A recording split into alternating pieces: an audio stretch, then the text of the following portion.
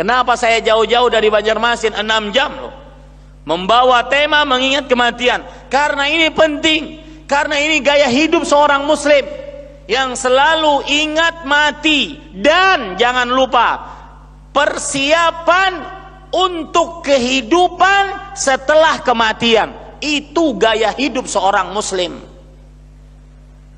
Dimanapun Anda berada, apapun yang Anda lakukan, sedang apapun Anda, ucapan apapun yang Anda sedang ucapkan, maka jangan lupa bahwasanya ada kematian. Dan apakah perbuatan ucapan Anda tersebut akan bermanfaat setelah kehidupan, di kehidupan setelah kematian. Begitu cara berpikir orang muslim.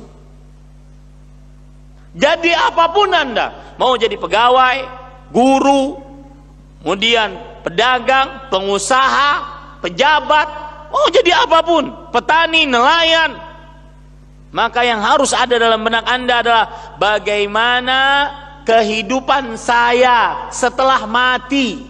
Itu perspektif seorang muslim terhadap kehidupan, sudut pandang, cara berpikir orang muslim. Apakah saya setelah mati selamat atau tidak? Adapun kehidupan dunia cuma sementara. Kehidupan dunia sedikit. Amal hayatud dunya illa qalil. Wa ma mata'ul hayatud dunya fil akhirat illa qalil. Sedikit saja. Sulit didapat. Cepat rusak.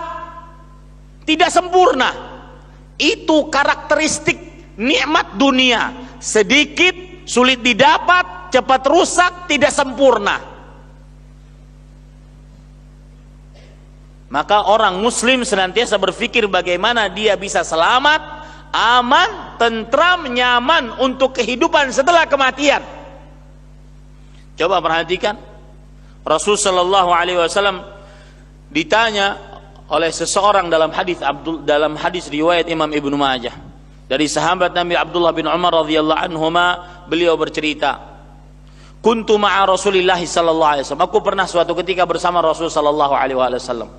Faja'ahu rajulun ya Rasulullah, lalu ada orang datang dan berkata, ya Rasulullah, wahai Rasulullah, ayyul mu'minina afdal, orang beriman mana yang paling utama? Lihat pertanyaan para sahabat. Senantiasa memikirkan kehidupan setelah kematian. Gaya hidup para sahabat. Orang beriman mana yang paling utama? Nabi Muhammad sallallahu alaihi wasallam menjawab, ahsanuhum lil mauti ahsanuhum khuluqan. Orang yang paling baik akhlaknya.